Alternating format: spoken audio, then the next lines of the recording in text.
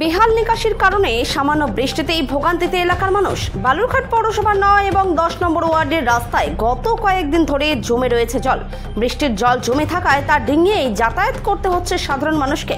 প্রসঙ্গত অন্যান্য এলাকার মতো বালুরঘাটেও বেশ কয়েকদিন ধরে চলছে বৃষ্টি। শহরের বিভিন্ন এলাকায় জল জমলেও বৃষ্টি কমার সাথে সাথেই সেই জল সরে যায়, কিন্তু 9 নম্বর এবং 10 নম্বর ওয়ার্ডের কয়েকটি রাস্তায় জল জমে রয়েছে। প্রতিদিনের জমা জল পেরিয়ে এই কাজে বেরোতে হচ্ছে বাসিন্দাদের। স্থানীয়দের অভিযোগ, অল্প বৃষ্টিতেই হাঁটু পর্যন্ত জল দাঁড়িয়ে যায়। বড়দের যেমন তেমন জল যন্ত্রণায় খুবই সমস্যায় পড়তে হচ্ছে স্কুল পড়ুয়াদের। এরকম জল জমে তা মোটামুটি জল মনে করেন যে হাঁটুর নিচে।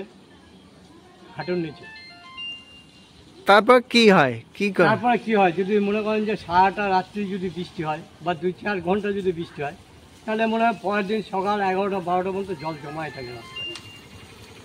এই বিষয় নিয়ে মিউনিসিপ্যালিটিকে জানিয়েছেন? এই বিষয় নিয়ে কি বলবো না আপনারা, আমরা তো গরিব স্নেহ লোক, আমাদের কথা কেউ অ্যালাউ করে।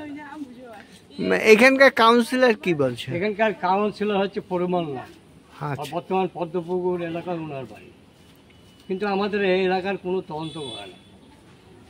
এ হচ্ছে মেন কথা। যে পৌরসভার চেয়ারম্যান সেও আসেন না, সে তো কোনোদিনও এই এলাকায় ঢুকে না।